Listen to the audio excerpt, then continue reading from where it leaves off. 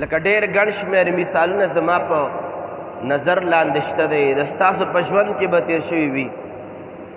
خو لیکن که چېرې مونږ د واده رسوماتو له راشو او یو کس دی او هغه په شادي حال کې واده نه کوي، هغه وایي زه په کور کې بس حجره شته او بیټک هم شته، زنانه به په کور کې روټۍ وخوري او سړي به په بهر حجره کې روټۍ وخوري. او د همدغې کس د تره زامنو کې اب 13 ورځ باندې شادي حال کې خدرنه روټۍ وشوه. نو که چېرې کور کې کله د واده میټینګ کېږي، مشوره کېږي چې سبا له بله ورځ به زموږ د زوی واده کوو، نیټه به ایږدو، واده چېرته کول پکار دي، کم ځای کې کول پکار دي. ټول نه اولنی مور دا وایي چې فلانکي شادي حال کې به کوو. ولې حجره شته که نه؟ پلار ورته وایي، خاوند ورته وایي حجره هم شته، بیټک هم شته، کور د زنانو دپاره کافي دی. نه خلک به څه وایي چې 13 ورځ باندې د فلانکي زوی واده په غټ شادي حال کې وکړه او موږ د هغوی نه ډېر مالداره یو، موږ نامې جامې خلک یو، موږ به په حجره کې کوو.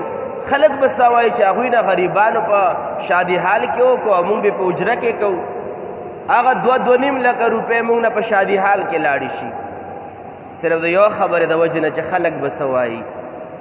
دا زموږ د معاشرې هغه تصورات دي چې موږ د اسلامي احکاماتو نه ډېر لرې فاصله کې ساتلي یو. د هغه احکامات رسومات دي چې د الله او د الله د رسول نه موږ ډېر لرې ساتلي یو. کمې خبرې چې خلک به څه وایي. د دې د وجې نه حضور نبی کریم صلی الله علیه وسلم مبارک په بېشماره احادیثو مبارکو کې او د آیاتونو مبارکو په تناظر کې که چېرې وکتلی شي، مونږ ته الله پاک او رسول پاک دا ګارنټي راکوي چې که څوک کامیابېدل غواړي په تمامو کارونو کې د الله پاک او رسول پاک اتباع وکړه، د خپل کار ریزلټ ته بیا ګوره چې فایده به 100% یقیني وي.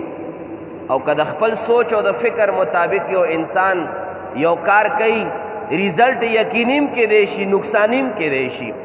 او د الله او د الله د رسول د تعلیماتو ریزلټ 100% یقیني دی چې په دې کې به تا ته فایده میلاویږي.